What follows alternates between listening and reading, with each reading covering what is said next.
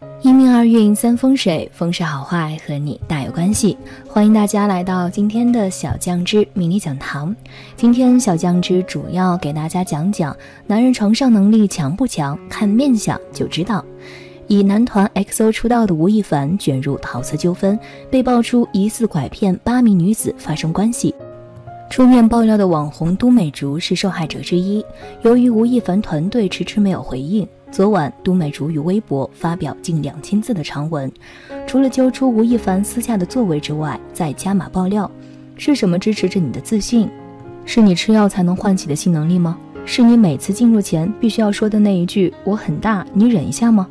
都美竹略带嘲讽的调侃说吴亦凡应该改名字叫做吴谦，是牙签的那个谦。这种爆料对于男人的尊严荡然无存。自古以来，没有哪个男演员被向天下人宣扬性能力不行，从此被人叫做吴谦，真的是奇耻大辱，一辈子都抬不起头来。毕竟男人有2个能力，其一就是在外的创业守业能力，第二就是在家里的床上能力。这2个能力以外，在事业为男人的核心，在内的家庭床地为辅助。我们都知道，能从面貌体相上看得出来男人在事业上的能力，还是床上是否够本事，需要细致的面相学理论支持。有能力的人总是给人与众不同的感觉。那么具体从哪些方面看得出其事业上或者床上是人中之龙呢？下面小酱汁老师从面相角度给酱友们具体分析一下。一，从眼睛来看性能力。男人的性能力来自于肝和肾，当然也离不开经络。而一个人的眼睛是不是有神，代表他的肾气是否充足。大家可以看一下小孩的眼睛，一定是清澈透明的，而上了岁数的人则是人老珠黄。确切地说，当你看到一个男人的瞳孔非常明亮，看起来特别有神，就一定说明他的精足。如果你是一个女孩，看到男人眼睛在放电，也一定代表精足。反之，如果一个男人的眼睛看起来无神，迷茫且朦胧，那一定代表他的精弱。你只要坐地铁，看看那些上班族的白领当中，眼睛有神的真的是少之又少。总的来说，男人的眼神要温和善良，这是健康之本。能够体恤怜悯众生，才能够有良好的身体素质。因为人我为一，有这样的心，才能有符合自然的体魄。男人的眼神要锐利，这个锐利并不是凶狠，男人能够快速聚敛神光，眼神敏锐而又不失和善。敏锐的眼神能够主事，也代表肝胆之气充足，做事决断力好。床上则刚坚有力，否则软绵绵似无物了。二，从眼袋来看性能力。眼袋的部分反映人的心肾器官，讲到肾，就连带着跟着性欲的功能强弱有关。如果眼袋紧实、气色润泽的话，表示性能力优异；如果是眼袋松弛、下垂、气色晦暗的男人，大部分都是只剩一张嘴而已。因此，常常熬夜的人发黑的眼眶，除了反映睡眠状况不佳之外，其实心肾功能也受到损害，会出现坚而不久、久而不坚的状况。三，从耳朵来看性能力。中医认为肾开窍于耳。如果一个男人的耳朵既大且饱满，那么就能够断定他的先天肾气足。而有一些人虽然先天肾气足，但后天耗得非常厉害，耳朵会显得暗淡无光，像是上面蒙了一层灰，或者几天没洗过一样。这样的男人性能力同样差。性能力强的男人不仅耳朵的外形饱满丰厚，而且能够发出非常自然的光亮，也就是我们通常爱说的一个词润，看起来很舒服和漂亮。四，从眉毛来看性能力。眉毛是肝气的外现，而肝经与男人雄起是关联的。眉毛有如黑炭一样，最终会病在肝胆，死在女人身上。眉毛惨淡无奇，眉尾下垂，则肝气不足，男人味道不浓，缺乏阳刚之气，同时床上也是无可圈点了。只有眉毛浓淡有致，眉形平顺秀美的，这样的男人面相则平时温和有如春风，而床上赛过龙虎。眉毛黑浓有度本身就够了。男人的眉毛看精力，如果眉毛浓就表示精力旺盛，而似巨龙的意思就是他的能力很强。五，从鼻子来看性能力。男人的鼻子要有如竹笋一样挺拔，梁柱有力挺直，鼻子大小与脸盘相对称，即脸大鼻翼大，脸小鼻翼小。如果男人脸大鼻小，则男人的生殖器偏小；男人的鼻子孤峰独耸，脸盘小的则生殖器大，但是不够坚挺。男人鼻梁有力有骨，鼻翼偏大，鼻孔较大，容下一只指头，这样的男人是雄起的床上猛虎。6. 从牙齿来看性能力。牙齿是肾的花朵，齿为肾之苗。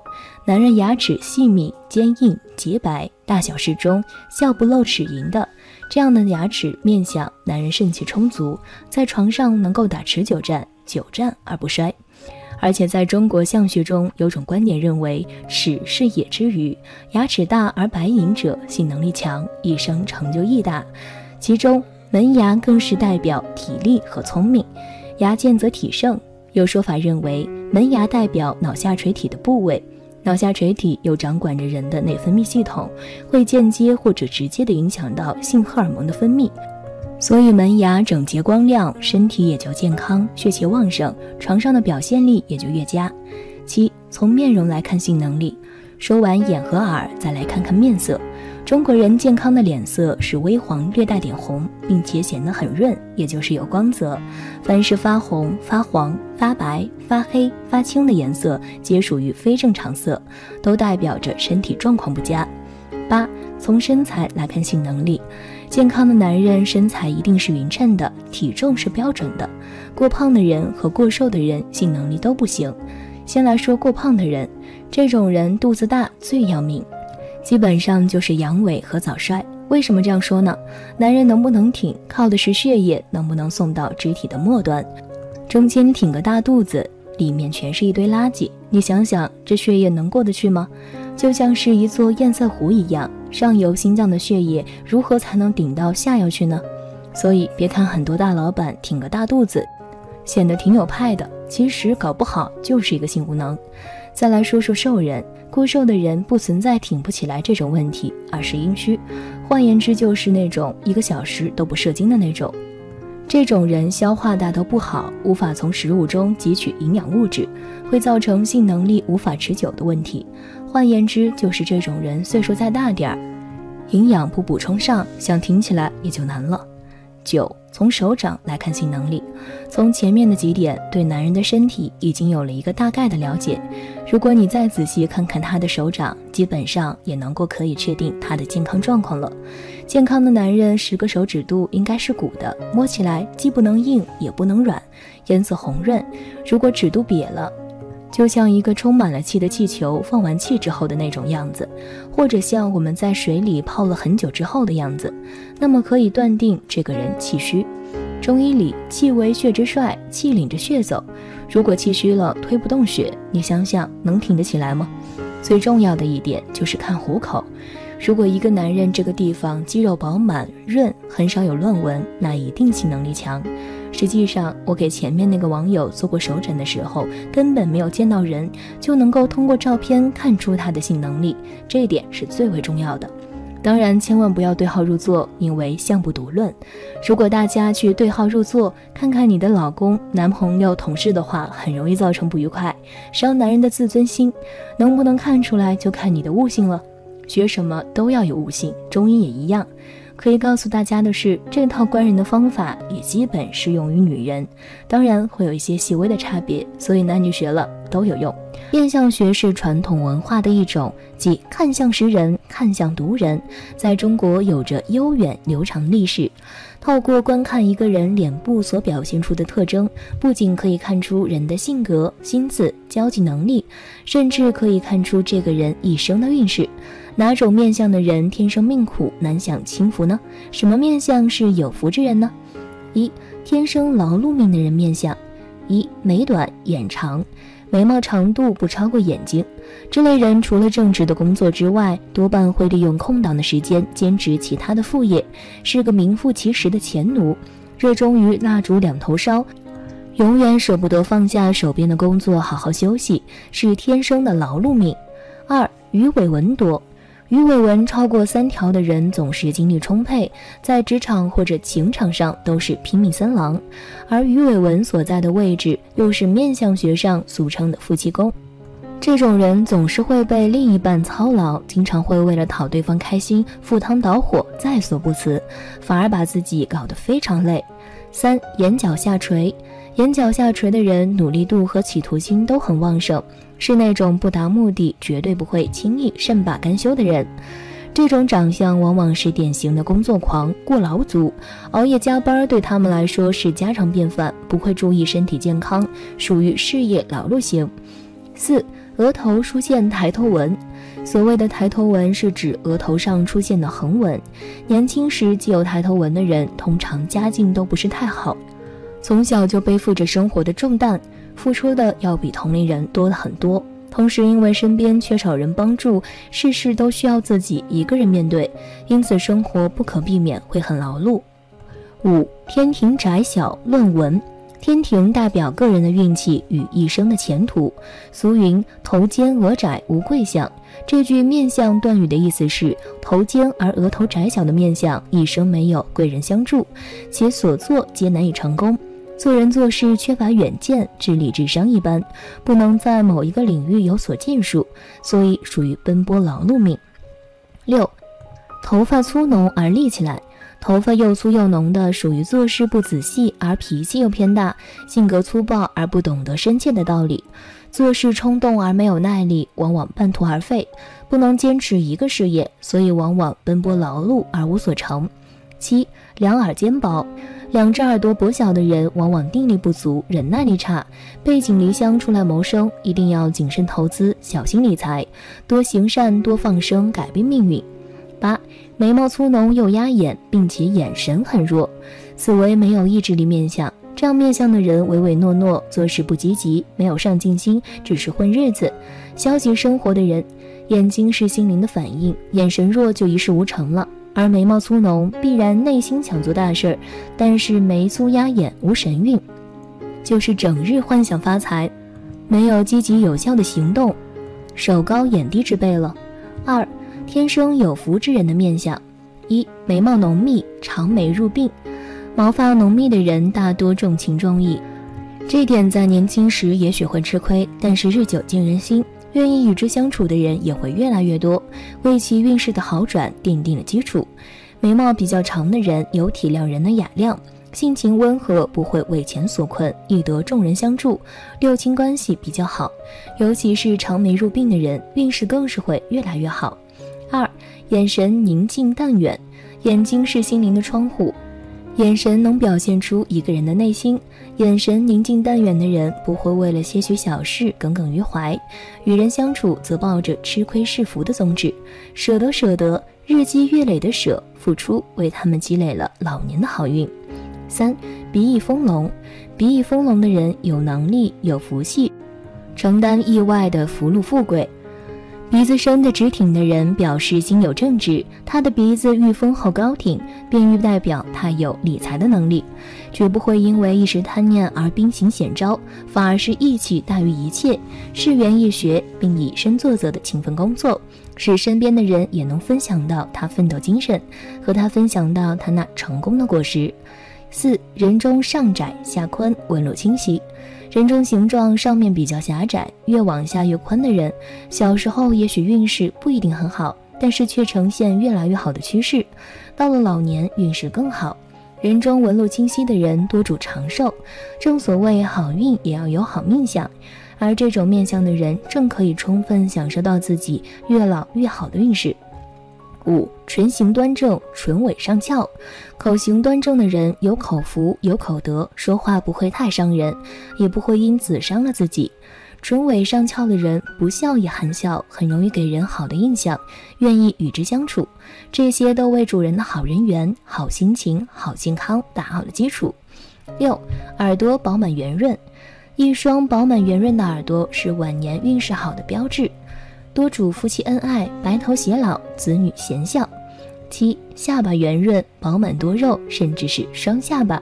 下巴圆润的人乐观开朗，心胸开阔，一般不会斤斤计较，更不会主动攻击别人，人际关系比较好，也容易得到他人相助，不管是工作事业还是婚姻家庭都比较顺利，不会有太大的起伏，尤其是越到晚年，这种好运越来越明显。子女不仅有出息，还很孝顺，愿意将时间精力花在他们身上。8. 方形面不露骨，骨圆肉厚的面相，他们面型略方，但骨壮而不露，为厚肉所包藏。这类人是平时努力赚钱而成功的例子，因为他们有坚强不屈的精神，又懂得适应环境，刚柔并济，于是开创个人事业，取得很多人的支持，以成就其事业。3. 如何做可以改善命运？一个人的命本来有先天定数，据说铁板神术中说可以查到你一生有多少钱，能吃多少米。但是这个所谓的定数，一来是个概数，二来定有不定之法。有人命势虽强，福德虽厚，不加珍惜，一旦消耗殆尽，命之不久；亦有人命势虽差，取用合度，甚加修持，亦能延命增福，面相上定然就会反映出来。一个具有慈悲心的人，大体都有平和的心境，多有这种心境，就会调节眉眼的走向，特别是眉眼高低不一，眉毛飞扬逆生，双眼一大一小等，都会慢慢回到平衡的状态。一个懂得感恩的人，人的鼻相就会改变，因为鼻子在面相上代表着行为方式，鼻梁到鼻头的面相在形态上就能有所改善，即使鼻梁骨没有改变，色泽上定然会有体现。一个具有包容和亲近的人，懂得忍辱的人，中年后双腮和下巴下的肉都丰满起来，形成了双下巴，也就弥补了下巴小的不足，也改善了晚景的运势。因此，一个人的命运从某种角度来说，也掌握在自己的手中。因为命虽有定数，亦有不定之理。所谓天佑忧恶，天不伐善，就是这个道理。你要真的改变自己的命运，那就赶快行动起来，从心开始。所谓境由心生，万事万物皆为心造，转心就能转运，转心就能改命。一个简单的方法，你不妨试试。1. 学会微笑。首先从面相上来说，你如果想富贵，大体需要鼻翼丰满，两颊隆起拱卫，印堂明亮如镜。如果你能学会微笑，这些地方定然能够有改善。不信大家可以对着镜子试试看，当你在微笑的时候，你的印堂一定是舒展开的，鼻翼也会保持张开的状态，两颧的位置也都鼓了起来。大家看看是不是一笑解决了所有的问题呢？另外从现实层面来说，你能真心的微笑，定然心境平和。所谓和气生财，就是说如果一个人有了一个阳光灿烂的心境，定然会带给你良好的人脉，有了人脉人气，自然也就有了财气。假如你对客户主顾不能积极应对，而是横眉冷对，别人怎样与你打交道？不仅生意人如此，其实工作和事业方面咋又会例外呢？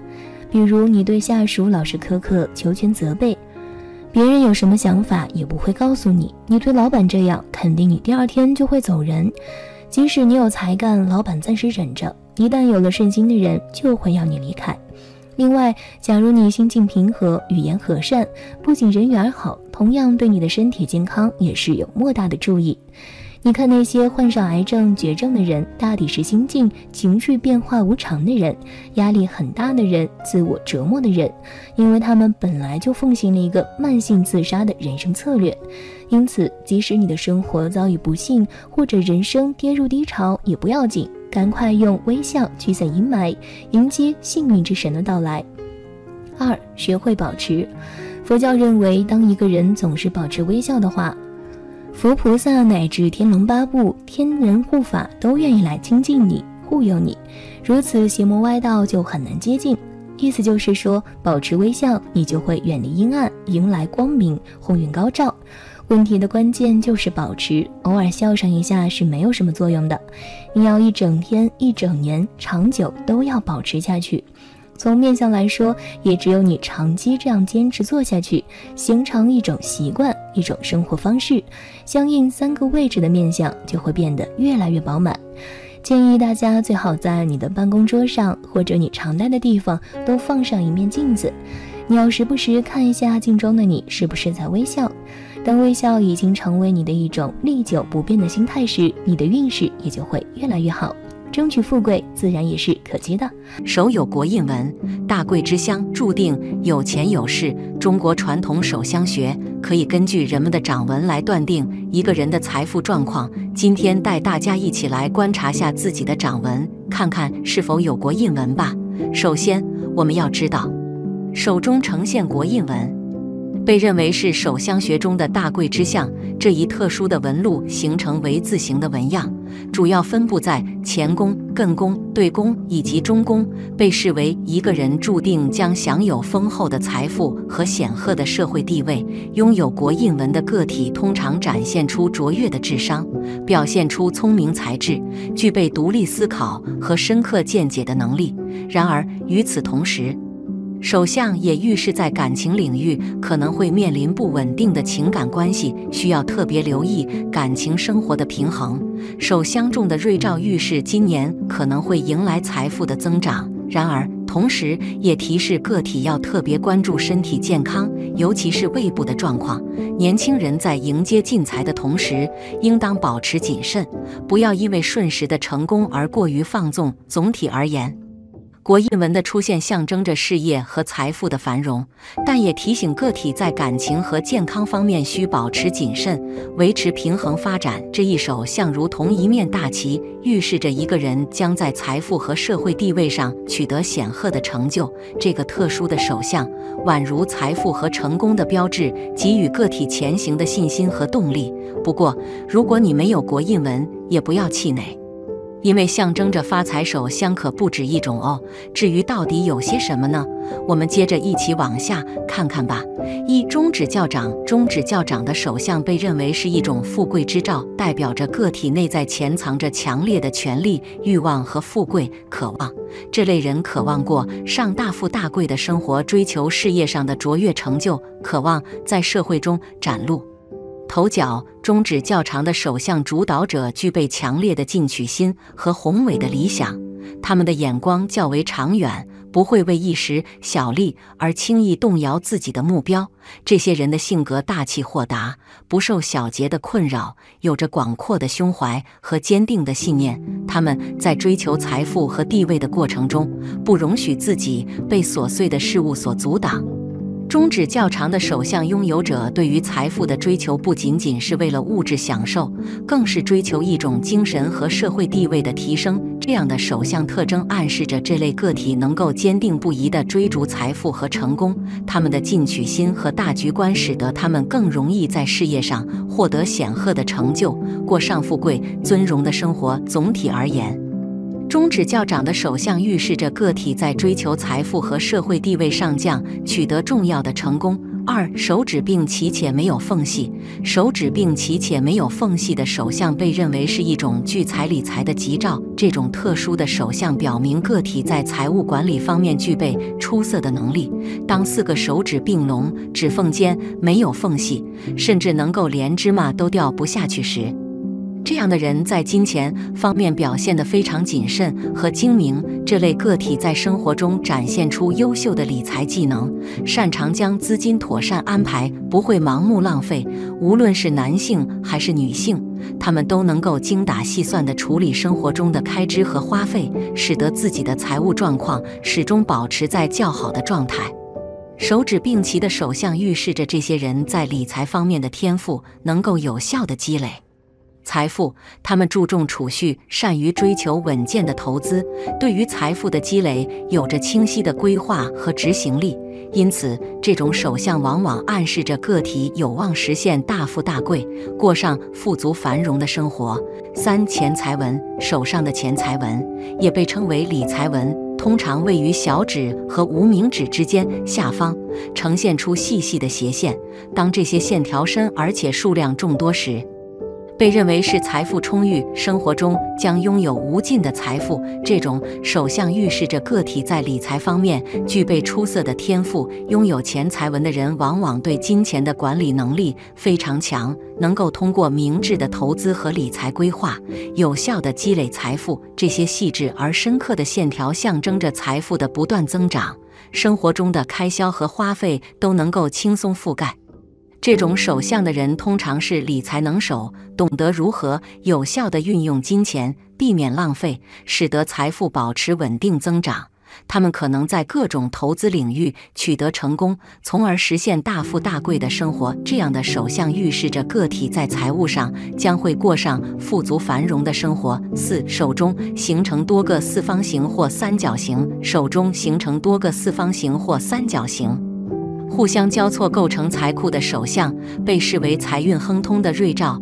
这些几何形状象征着财富的聚集和积累，预示个体在财务方面将会拥有相当的幸运。财库的形成通常表明这个人在金钱运势上有着强大的吸引力和积累能力，无论是生意经营、投资还是其他财务活动，他们都有望获得丰厚的回报。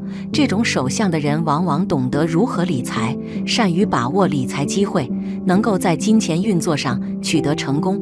无论男女，拥有这种手相的人在财富的积累上都有相当的运气，容易实现财务独立，迎来大富大贵的生活。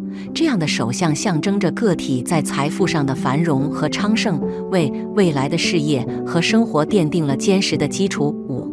手掌厚实，手掌厚实的人代表财运事业基础好，不管是生活或工作，他们都会充满着干劲，在求财上有聪明的头脑和灵活的智慧，他们也会为了自己的未来一直在默默的努力。这类手相的人比较容易能大富大贵。6. 太阳丘隆起，太阳丘在无名指的根部，代表着财富。如果手掌中太阳丘隆起，说明此人很具有赚钱的才能，工作中奖金多，财运上亦有意外发财的机会，并且能存得住的钱，一定不为钱财而累。男的财运好，女的则容易嫁有钱老公，属于大富大贵的手相之一。最后，我们根据以上的手相，来看看现实生活中的案例吧。第一个，掌面流光溢彩，手指条达不见缝隙，偏土行掌，土人稳重传统，做事有诚信，四指严丝合缝，能守财之进退，指节间米糠数文。古代讲是衣食无忧，现代讲小康无忧。食指很长，和兄弟姊妹缘分深厚，也更加注重原生家庭和亲情。掌丘来看，小指水星丘饱满，有活力和口才，沟通能力强，对商业嗅觉也灵敏。食指巽宫饱满，但右手巽宫见杂纹，正财有但不稳，水星丘也见杂纹，偏财也有但不长久。左右手太阳丘都见很多条太阳线，说明人缘不错，比较注重自己名声，比较爱面子，甚至有些虚荣。左手生命线偏浅淡，而且横纹较多，生命线若说明体质不强，运势根基不强。相对生命线，脑线倒是深长，人很聪明，脑力强，但体力不强，是个典型的爱动脑、不太爱运动的人。建议平衡脑力和体力，人生运势才能稳定长久。第二个，掌膊指细，偏木行手，木人多思善谋，决断力稍弱，手指见缝隙，早不于前，也难关财守财。金星丘也偏薄弱，体质偏弱，加上金星丘内侧见青筋明显，左右手都是如此，尤其注意脾胃的保养。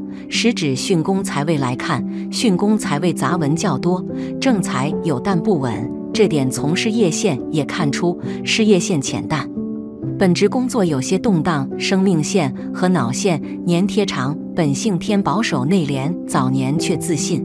生命线初期也见锁链，早年体质偏弱，加上生命线整体偏浅淡，体质不强，根基偏弱。不过相对生命线，脑线更加深长，人很聪明，早年学业不错，是个典型的爱动脑、不太爱运动的人。建议平衡体力和脑力，运势才能更加稳定长久。不过充分发挥自身脑力优势，扬长避短，人生路会走得更顺。感情方面有些差强人意，感情线倒纹和杂纹较多，异性桃花有，但是烂桃花也易侵扰。脑线中期见大倒纹，脑线不但代表一个人的才能和智慧，也能反映出一个人的心理状态。脑线倒纹的出现，说明心理遭遇创伤，结合感情线，同期见导文，心理创伤是泛情伤导致，天元也容易干扰到婚姻，注意防范。从结婚线来看，结婚线很长，但是出现断续，有缘无分，感情难长久。不过结婚线很长，结婚意愿强烈，最终能收获爱情和婚姻。生命线来看，45岁之后逐渐变得干净深刻，这各阶段是收获的年纪，抓住机会，事业和感情逐渐稳定。好了，今天的分享到这里就结束了，希望大家能够喜欢，记得给小酱汁点点关注和小铃铛，小酱汁会继续给大家分享更多有趣的命理内容，我们下期再见。